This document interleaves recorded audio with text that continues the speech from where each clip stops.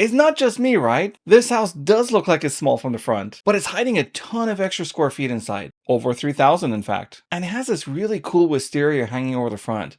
I bet it's beautiful in full bloom. I always like when they include extra tiles, because how else would you ever replace one if it cracked? This house was a bit confusing to me. There are a few things that seem dated, like this room for example, and maybe the paint job overall is not everybody's cup of tea. But then in other parts of the house, someone obviously spent a lot of money because there are extra finishes everywhere. One of the ways you can tell more money is spent is when there's more finish work done, because more work equals more money, of course. Like this backsplash is really cool. It would have been way less work just to put something more generic there. Okay, let me sidebar for a minute. Have any of you ever seen a downdraft? When you don't have a range hood, this thingy right here sucks all of the steam and such and vents it down and under. It's a neat way to put a range top on an island and not have something block your view. I should probably find more realtor words than calling it a thingy. I'm gonna work on that. The backyard is very low maintenance, as you could probably tell from the side yard here. And this kitchen, dining, living room combo is as big as it looks. This is also where you find the first of the interesting architectural choices as well. But hey, I think it's better to have charm in a house rather than being strictly cookie cutter. And here's the Harry Potter room. Every house needs one, of course. Here's the primary. If at all possible, try to buy a home with a primary on the main floor.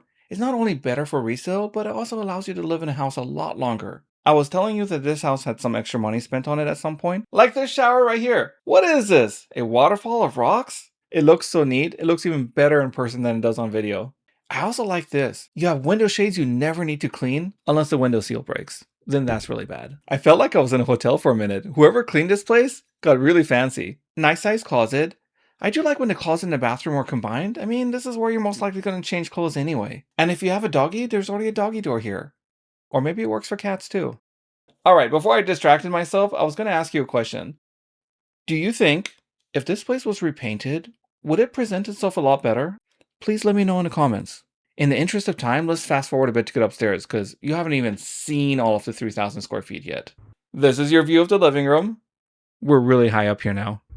More interesting paint colors, which is why I asked you that question earlier. And now we're getting to the more interesting spaces that I mentioned. Like this one. What's this space for? I don't know, but it's there. And then you have your work from home space. Everybody needs one of those. And this right here.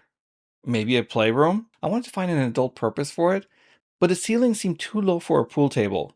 I'm really struggling with creative uses today, so if you guys think of some way to use this space, please let me know. So this is what 3,000 and some change feels like. Larger rooms, bonus spaces, extra bathrooms, all very useful things to have. If you want to see this place or any other home for sale in person, send me a message and let's go.